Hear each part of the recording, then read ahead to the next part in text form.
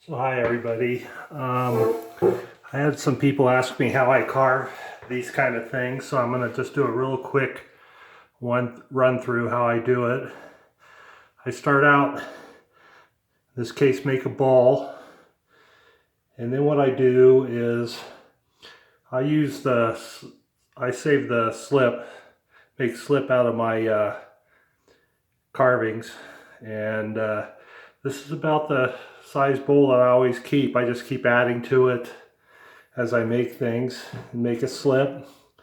Sometimes you need to use one of the stick blenders to blend it up. But anyway, so I take the slip and I'll pour it out into a jar like this, a little bit of it. And in this case, I added a black mason stain, and a little bit of mason stain goes a long way, particularly in something this size. And so I add the mason stain to a little bit of the slip in this, shake it up, stir it up, get it nice and even. And then I use a fan brush as this piece is still, I've made the piece, but I haven't wired it off the bat yet. So I'll be spinning it on the bat, and I'll use the fan brush to apply the slip. And usually for black, it takes me about 4 or 5 coats, and in between each coat I use a hair dryer to dry it, because if you don't do that, it starts mixing in with the clay that's still wet, and it starts bleeding through. So by using the hair dryer in between each coat, it gradually just gets darker and darker and darker. So just envision that this was all black in here after about 5 or 6 coats. And then what you have is on the edge, you got to clean up the edge right here. And so in this case I did 2 lines. So it's still on the bat, so it's still spinning perfectly. So I get it to a slow spin, and then I'll take this tool right here, and as it's spinning, I'll clean up the edge over here as it's spinning. You just gotta like drop it like a needle on a record player, for those of you that are that old. Do that. And then I also did it to make this second line a little bit below the top. And what you got to be careful of doing, you have a tendency, you want to brush those pieces off with your fingers. You don't touch it. You may pull the bat off the wheel, tip it upside down, blow the pieces away as good as you can. Sometimes you take the hair dryer to blow some of them away. Don't brush it, because you'll mess up the slip and you'll just mess the piece up. So you do this, I do this usually after I've made the bowl. I'll either apply the slip with the mason stain either the same day or the following day, and I'll keep it covered with a piece of plastic overnight if I do it the following day. You just need it, you need it a little bit dry, but you need it still kind of semi-leather hard. Apply the slip to it. So anyway, so once you've done that, I pretend this is just sort of making my canvas for what I want to paint, essentially, or carve. And so once I've done that, just envision this, that I had the slip applied. I cleaned up the edge, made this second circle. And at this point, you got a choice to make. You could, at this point, since you're not doing anything symmetrical anymore where you need it to spin, you can wire it off the bat and turn it upside down and make your foot on it. Or if you think you can carve it quick enough, you just go ahead and go and carve it, and then you can wire it off and do the foot later. But anyway, so how do I get that pattern? Well, you might think I'm a great artist, but I'm not. What I do is I get on the internet and I'll find a pattern I like. So like here it is printed out. You can see that, very recognizable. There's the pattern. And so what I do is I take it and I'll use my printer to, before I print it out, I'll use my laptop to size this to the size of the pottery piece. So after that, what I do is then cut out the piece that you printed out on paper to the size, you cut it in a circle to the size of the bottom of the bowl. So here it is. You lay it down in there, you hold it with your finger so it doesn't move around.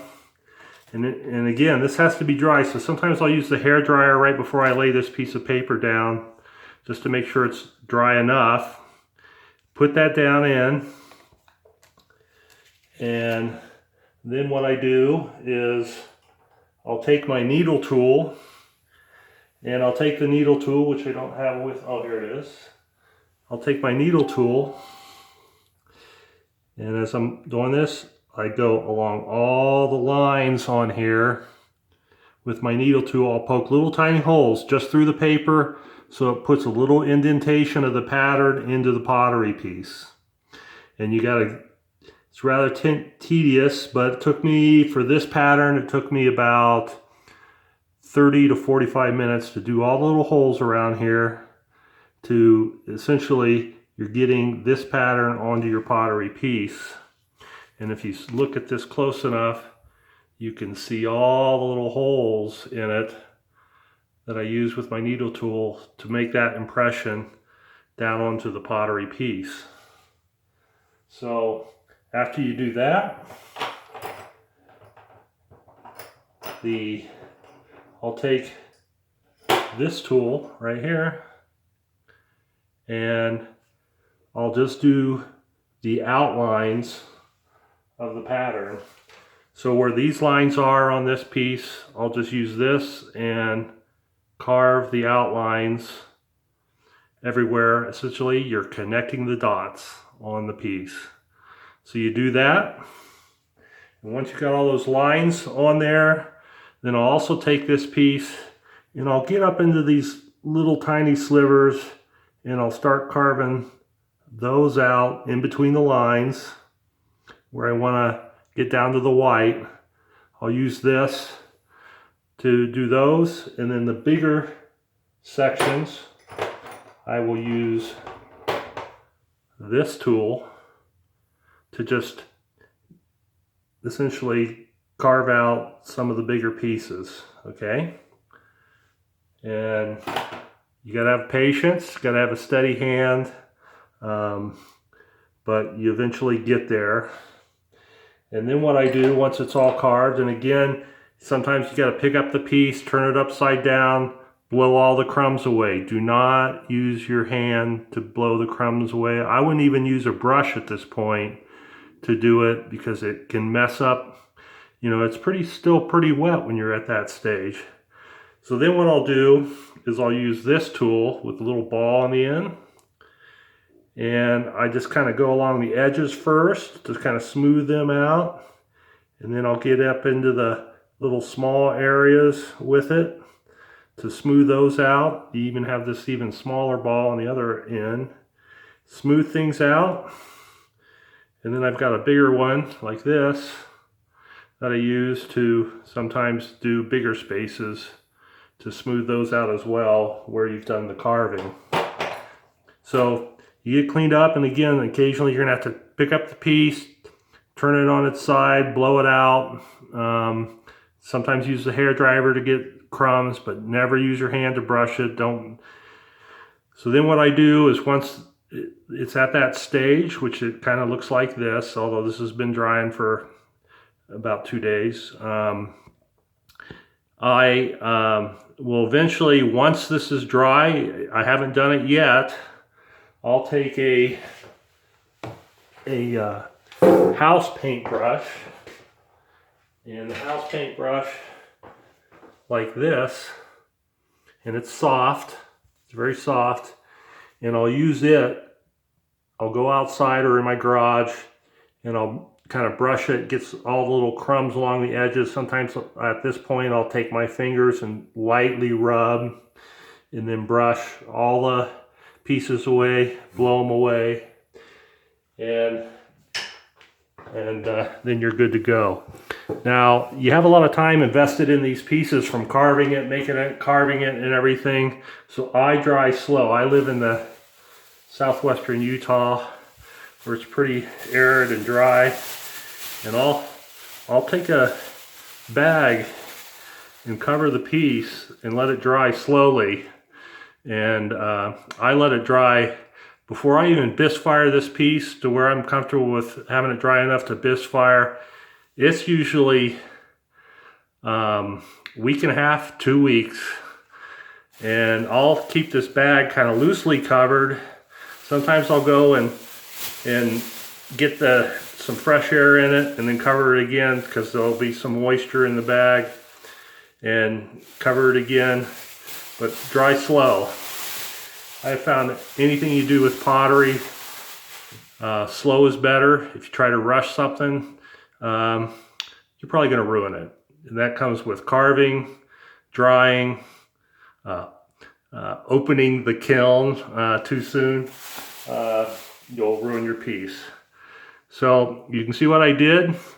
You can see how I just get patterns I like off the internet, and I cheat, and I just do the little dot thing and connect the dots. And you just don't want to go too deep into your piece with those dots, just barely through the paper with your needle tool, and give it a shot. So I hope this helps y'all. You can see what I do. This went a little long, but hope it helps. Bye.